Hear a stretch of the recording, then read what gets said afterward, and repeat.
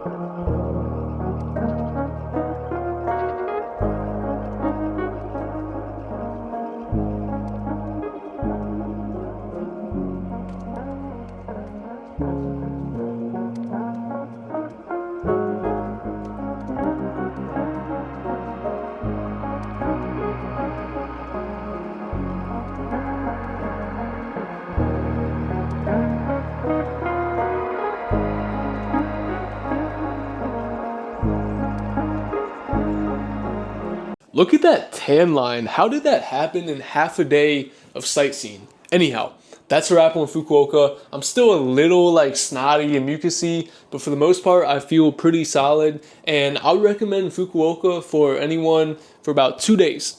2 full days. That's plenty of time to not be so rushed because there's not an insane amount of stuff to do in Fukuoka, but there's probably 7-8 things you can do. I've heard that Fukuoka is known for Hakata ramen, which is like a specific ramen in this region of Japan.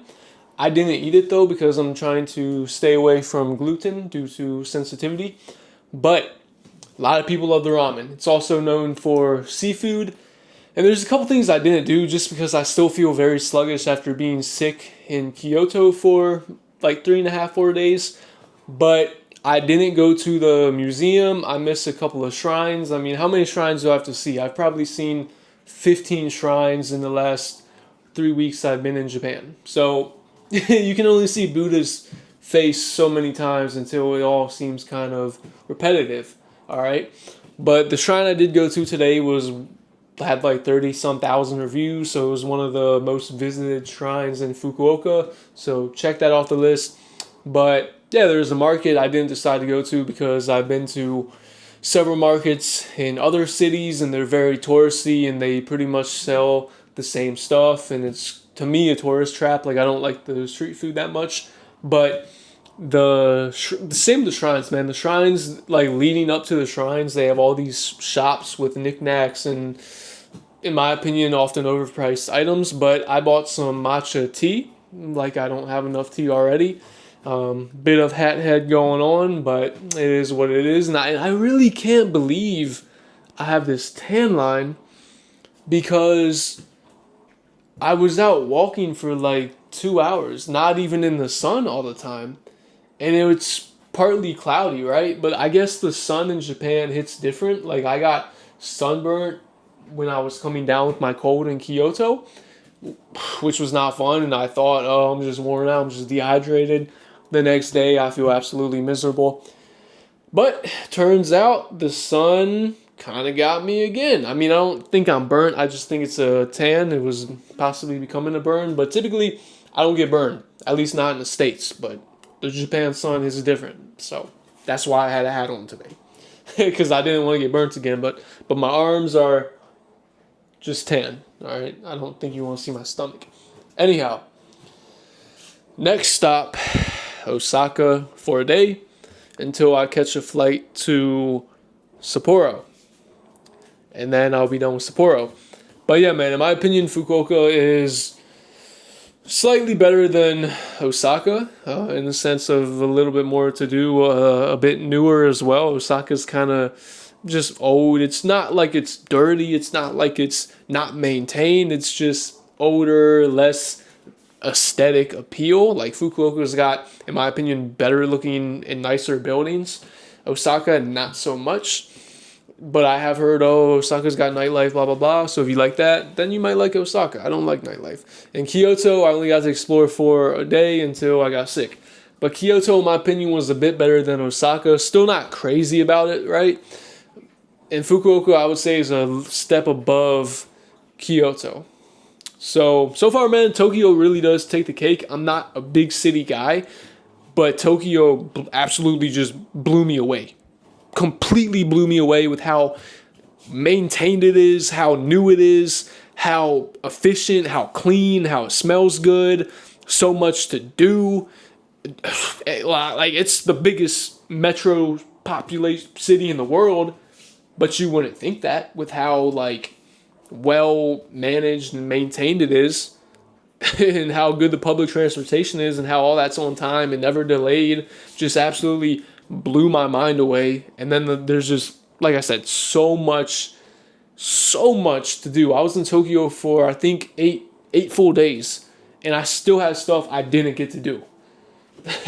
Like, man, if I was there more, I would have played a lot more basketball. I only got to play basketball for a day for like 2 hours, and then I had to do some other stuff. But that was a lot of fun.